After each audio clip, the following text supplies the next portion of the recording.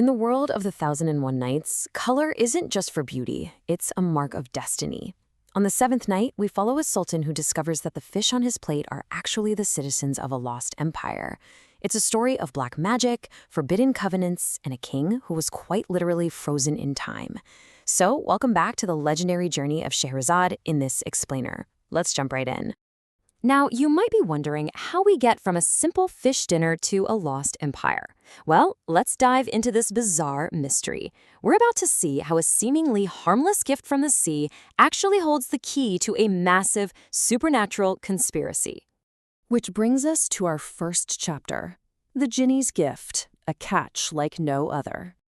Our story kicks off with a humble fisherman. He's just freed a ridiculously powerful jinni, or ifrit, from a brass bottle. The jinni, who is now bound by a sacred oath, decides to reward him. So he leads the fisherman past the city, over a mountain, and straight to a hidden lake, or a tarn. Here, the fisherman casts his net and pulls up 4 magical fish. And these aren't your average fish. They're shimmering with a supernatural light. One is bright white, one deep red, one vibrant blue, and one golden yellow. The jinni tells him, "Take them to the Sultan, and he will enrich thee." And to put the sheer scale of this moment into perspective, the ifrit reveals he's been trapped at the bottom of the sea for 1,800 years. 18 centuries. He hasn't even seen the surface of the earth until this exact moment. So leading the fisherman to this enchanted lake is his one and only way to pay him back before he strikes the earth with his foot, splits it wide open, and vanishes back into the depths. So what happens to those fish? Let's look at the kitchen apparition, where the wall cloves asunder. The Sultan gets the fish, he's absolutely thrilled, and he sends them straight to his royal kitchen to be fried. But this is where the supernatural violently crashes into the mundane. The whole cooking process escalates in a classic rule of 3. First, the cookmaid tries, then the wazir tests it, and finally, the Sultan watches it himself. And every single time, a new, totally terrifying entity bursts out of the solid kitchen wall to interrogate their dinner. Imagine you're the cookmaid, right? She flips the fish in the boiling oil, and suddenly, the ancient Persian kitchen wall literally splits in half with this magical glow. A beautiful woman steps right through the rift. She's wearing royal blue silk, totally decked out in jewels, with her eyes heavily lined with kohl. She walks right up to the stove, dips a rod of Indian cane into the pan, and demands to know if the fish are keeping their old covenant. Honestly, it's no surprise the cookmaid just immediately faints on the spot. But the true horror happens next. The fish don't just sizzle, they actually lift their heads out of the boiling oil and chant this incredibly creepy rhyme in unison. "Come back, and so will I. Keep faith, and so will I. But if ye fain forsake, I'll requite till quits we cry."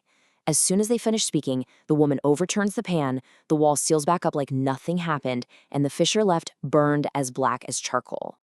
Now, the wazir tries it with a second batch and sees the exact same woman. But when the Sultan steps in for round 3, the stakes shoot way up. The wall splits again, but this time it's not a beautiful woman. It's a colossal black giant, described as being the size of a bowl, like some prehistoric remnant of the giant tribe of Ad. He demands the same oath, flips the pan, and chars the fish yet again. At this point, the Sultan knows for sure he's dealing with a massive mystery. Which leads us straight into our next phase, the expedition to the lake, where the Sultan turns detective. The Sultan realizes he absolutely cannot just let this go. He gathers his army, grabs the fisherman, and demands to be taken directly to the source. They march out into this vast, completely uncharted desert, surrounded by 4 jagged mountains. And they find the lake, perfectly still. But here's the crazy part. It's so incredibly secretive that even the oldest, most experienced men in his kingdom have never seen this water in their entire lives. And it's only a half-hour march from their own city.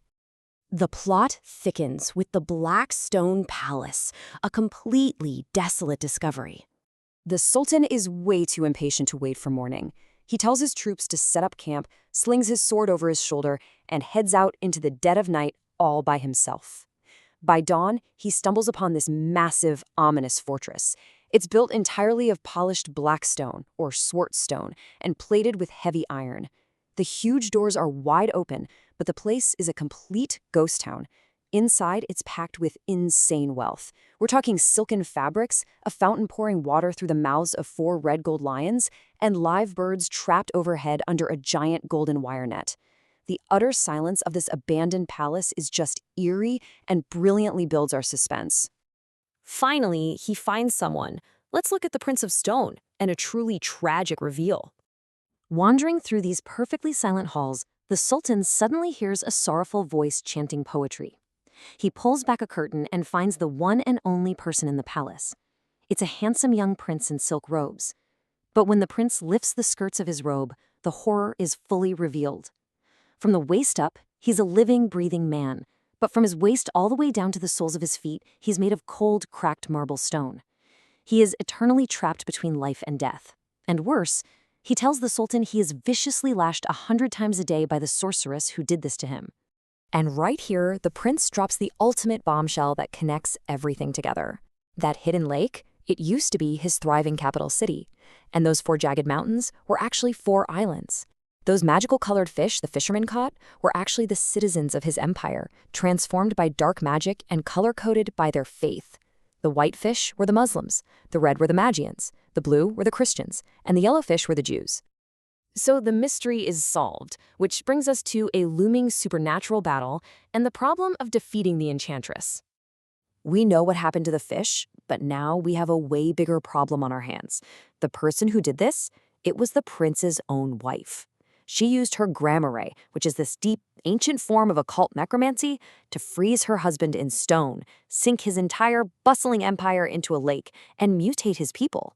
And the most terrifying part of all this is that she is still out there. She comes back to the Black Palace every single day to torture him. So here's the ultimate question we're left with. The Sultan has found the victim, but how can a mortal king with a simple sword possibly defeat an enchantress who is powerful enough to literally erase a civilization from the map?